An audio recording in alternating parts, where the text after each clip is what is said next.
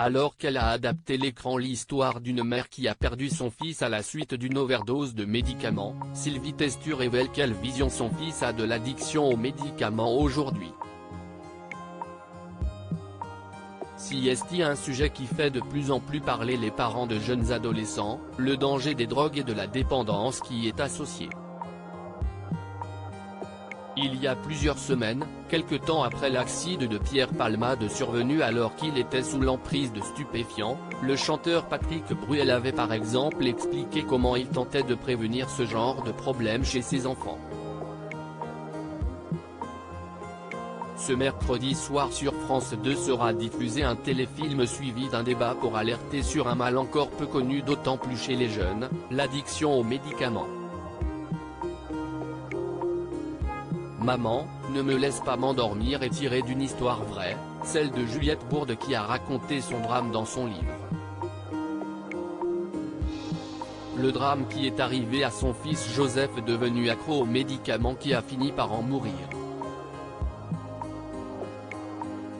Son fils dans le rôle du frère de la victime Gwendoline Amon, actrice principale du téléfilm et amie de Juliette Bourde, a déjà expliqué avoir été en première ligne pour évoquer ce sujet avec son propre fils, ce 25 avril. CST Sylvie Testu, la scénariste qui tient également un rôle dans la fiction, qui a expliqué comment cette histoire avait eu un véritable impact dans sa vie, et dans celle de son fils.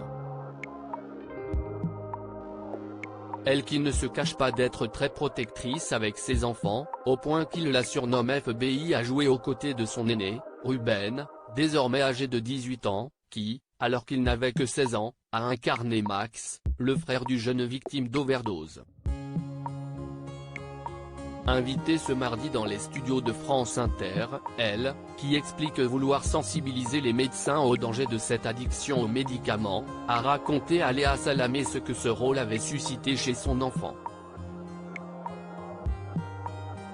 On en a tous plein nos pharmacies. En fait, il a compris une chose, à commencer celle qui est habituée à aborder des sujets difficiles touchant à l'adolescence dans ses rôles. Parce qu'évidemment, il avait 16 ans.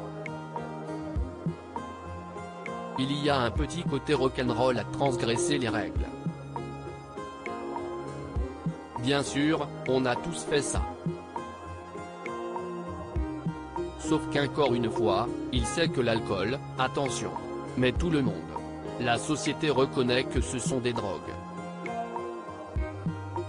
Mais il n'avait jamais entendu pour les médicaments. On en a tous plein nos pharmacies des médicaments. Mais eux ne font pas le distinguo entre les opiacés et un Doliprane. CST donc le danger de certains médicaments. Quoi alors réussit à saisir le fils de Sylvie Testu. Quelques heures plus tard, alors qu'elle était sur le plateau de Télématin, le même sujet a été abordé.